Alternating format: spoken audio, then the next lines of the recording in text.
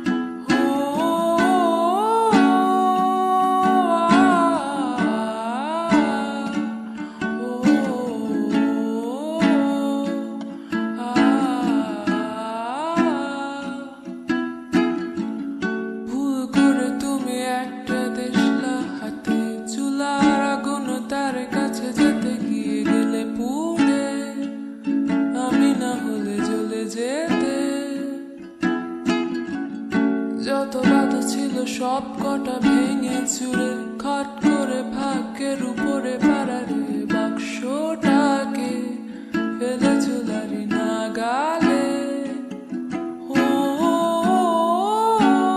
খপ করে লুফি নিয়ে আগুনে নিজে না শুধু সব কাঠিকে ধরিয়ে দিয়ে জ্বালালে।